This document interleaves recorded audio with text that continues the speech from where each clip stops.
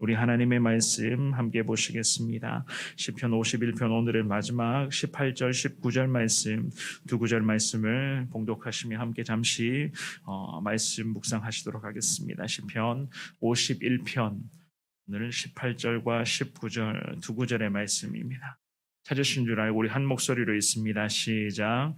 주의 은택으로 시온의 선을 행하시고 예루살렘 성을 쌓으소서. 그때에 주께서 의로운 제사와 번제와 온전한 번제를 기뻐하시리니 그때에 그들이 수소를 주의 제단에 드리리이다. 아멘. 아멘.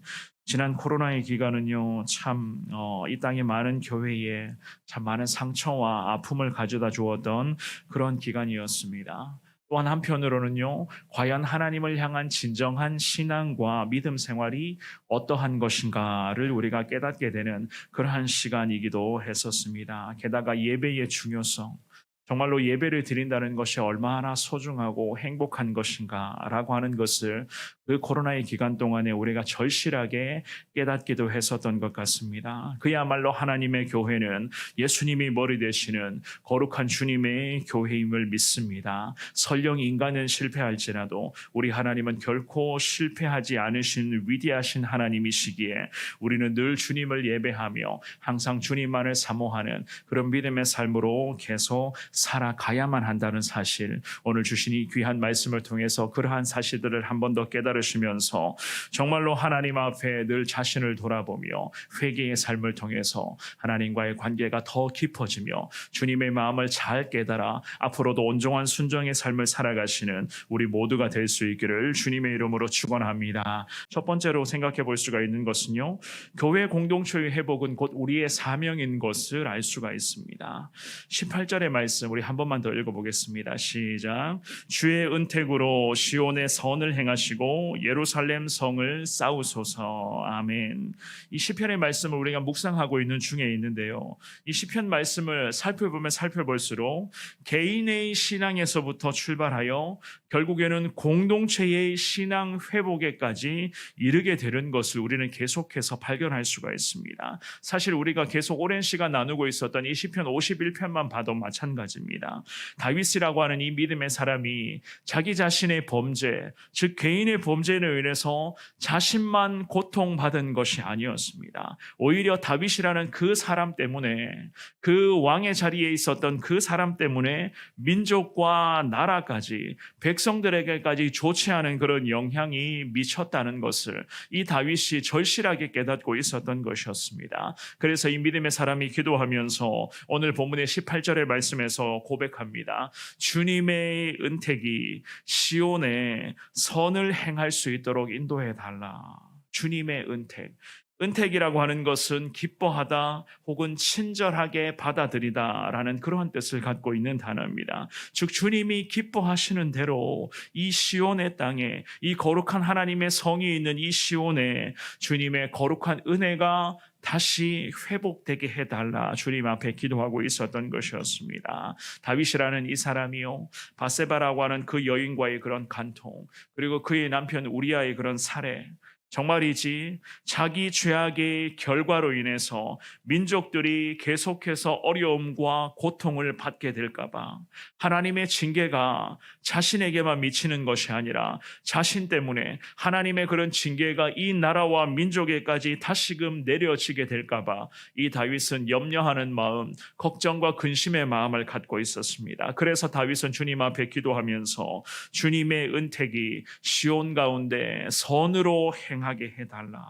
주님 앞에 그렇게 고백하며 철저하게 주의 긍휼을 사모하고 있었던 것이었습니다. 또한 28절 말씀의 하반절에는요, 이렇게 기도합니다. 예루살렘 성을 쌓으소서.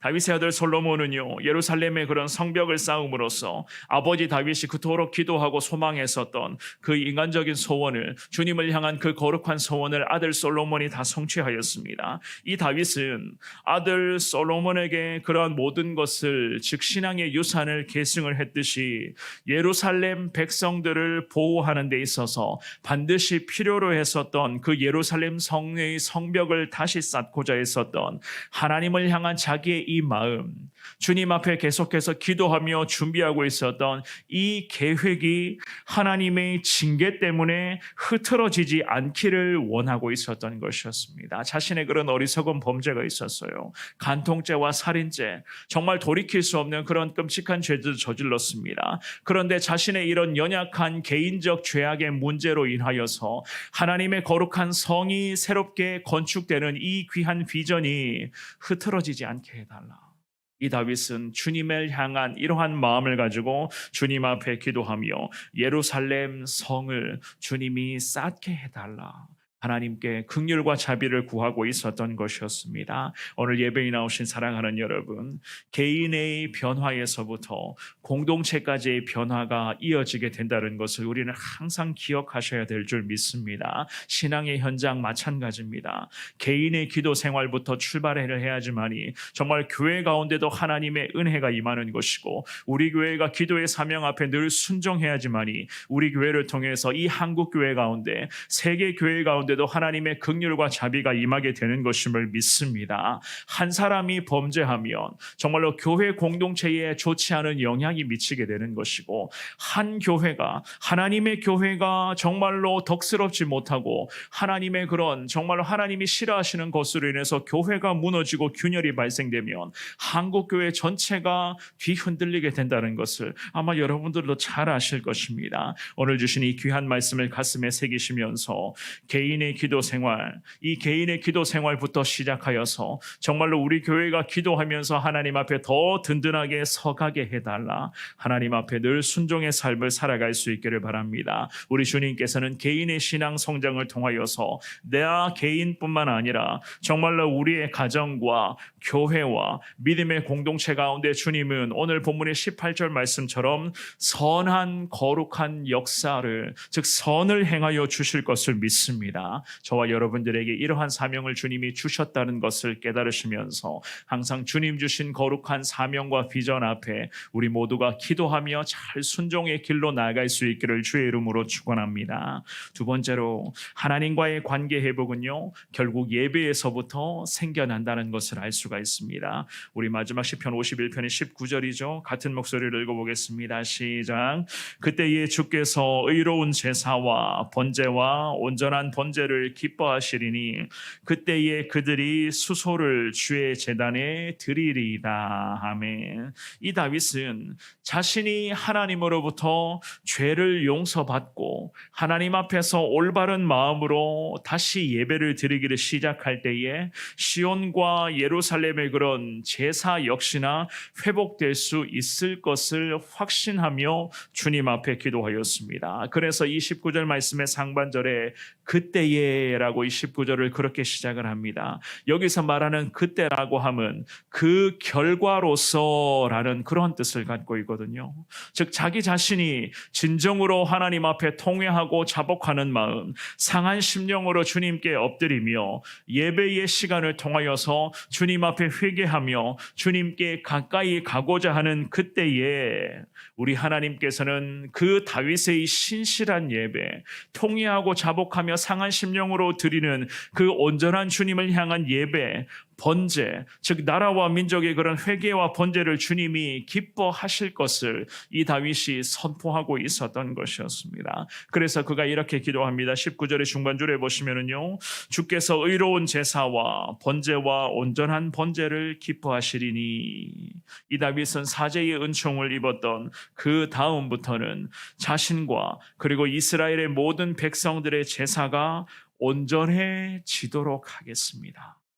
하나님 앞에 믿음의 사람으로서 온전한 삶을 살기를 원합니다. 정말로 주님 보시기에 이제부터라도 깨끗하고 정결하고 주님만을 사모하는 온전함이 우리 가운데 임하게 해달라. 곧 예수 그리스도가 우리의 소망이요, 예수가 우리의 친구요, 예수 그리스도가 우리의 기쁨이라는 것을 우리가 믿고 확신하며 주님 앞에서 온전한 믿음의 삶을 살아가게 해달라. 주님께 거룩한 마음으로 결단하며 다짐하며 기도하고 있었던 것이었습니다. 그러면서 19절의 하반절 말씀에 이런 고백도 올려드립니다. 그때에 그들이 수소를 주의 제단에 드리리이다.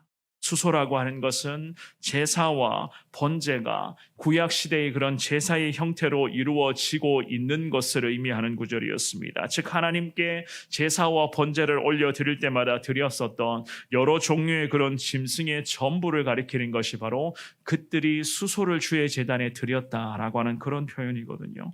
그야말로 하나님을 예배할 때에 이제부터라도 정말로 가장 좋은 것, 가장 귀한 것을 선별하여 그 선별한 것들을 가지고 기도하면서 하나님 앞에 예배 드릴 때마다 가장 좋고 귀한 것을, 정말 그들이 가장 아끼고 있는 것을 주님 앞에 예배 드릴 때마다 온전하게 제물로 바치며 하나님 앞에 믿음으로 예배를 올려 드리고 있었던 것이었습니다. 그야말로 주님 앞에 가장 귀한 것을 바침으로써 다윗 자신을 포함하여서 이스라엘의 모든 민족이 하나님 한 분만을 제대로 예배하며 주님만을 더 따르는 인생들이 되겠다, 주님 앞에 믿음으로 고백하며 기도하고 있었던 것이었습니다. 그야말로 예배를 통해서 그들의 신앙의 회복을 꿈꾸고 있었고, 예배를 통해서 그들의 연약한 죄를 주님 앞에 고백하였었고, 예배를 통해서 하나님이 우리 가운데 다시금 회복과